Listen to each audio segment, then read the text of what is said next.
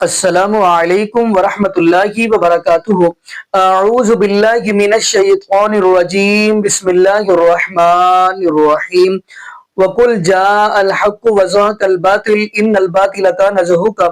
جی ناظرین، آج ہم جس حوالہ سے گفتگو کرنے جا رہے ہیں وہ ہے انجینئر محمد علی مرزا صاحب۔ جیسا کہ ناظرین آپ کو اس بات کا علم ہوگا کہ پچھلے یعنی 2-3 مہینے قبل ان کو رہائی ہوئی ہے، اور یہ بھی آپ کو بتاتا چلوں، انجینئر محمد علی مرزا کے ساتھ آپ کو پتہ ہے ہر مکتب فکر اختلاف رکھتا ہے۔ اختلاف تو ہوتا ہی ہے، لیکن دیکھیں یہاں پر بلکہ ہر بندہ ہی اختلاف رکھتا ہے۔ جیسے میں ہوں ایک طالب علم ہوں، میں بھی اختلاف رکھتا ہوں۔ میں نبی پاک صلی اللہ علیہ وسلم کے صحابہ کے بارے میں جو یہ یعنی جو گفتگو کرتے ہیں اس کے اندر میں بھی اختلاف رکھتا ہوں۔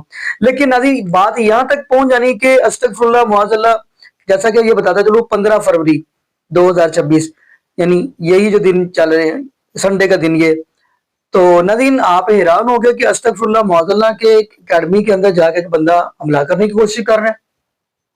میں ناظرین یہ بات ٹھیک ہے، اختلاف رکھو، ہر بندہ اختلاف رکھتا ہے۔ اگر آپ کو اتنی پریشانی ہے، دکھ ہے، ٹینشن ہے، تو آپ بات کریں، اپنا سوال پوچھیں، مسئلہ پوچھیں، جو بھی بات ہے۔ اگر آپ اس کے سامنے یہ سوال رکھیں کہ یہ میرا سوال ہے، اس کا آپ جواب دے دیں، یہ کیا ہوا کہ اس کے اوپر جا کے اکیڈمی کے اندر جا کے حملہ کرنا شروع کر دینا۔ اور دوسری بات، اگر اتنی پریشانی ہے، دکھ ہے، مصیبت ہے، بندہ اس کے ساتھ بات کیا کہ میں آپ کے ساتھ ووڈ کاسٹ کرنا چاہتا ہوں، جو بھی سوال ہے تیرا دل کرتا ہے وہ سوال پوچھو، جو بھی تمہیں یعنی بندے کو پریشانی تنگ کر رہی، بندہ یہ مجھے پریشانی ہے، یہ مسئلہ ہے، اس کا حل بتا دے۔ اگر اگلی بات میں کرتا چلوں، چلو اتنے شوق ہے کہ آپ بھی اپنی یعنی جگہ پہ یعنی کہ ان کو لیکچر کے دوران یعنی درس کے دوران جو بھی ہے ان کو سوال کر دو، یا ان کے اوپر جو بھی تنقید کرنی وہ کر دو، وہ اس کا جواب دے دے گا، سیدھی سی بات ہے۔ لیکن ابھی یہاں پہ میں یہ بات کرتا چلوں، انجینئر محمد علی مرزا صاحب نے ایک جو مین کام کیا جو مجھے پسند آیا وہ یہ ہے کہ اس بندے نے عوام الناس کو عقیدہ توحید کی طرف چلایا۔ جیسا کہ آپ دیکھیں گے ریلوی مکتب فکر کے اندر آپ کو یہ بھی پتہ ہے ان کے بابے اٹھتے بھی ہیں، اور یہ بھی آپ کو پتہ ہے ان کے بابے 4 پہیاں لے کے بھی بھاگتے ہیں۔ اب اور یہ بھی پتہ ہے وہ تو یہ بھی کہتے ہیں کہ ہمارے جو بزرگ ہیں وہ قبروں سے باہر نکل کر اپنے مریدوں کی بھی یعنی خیال کرتے ہیں، خبر گیری کرتے ہیں۔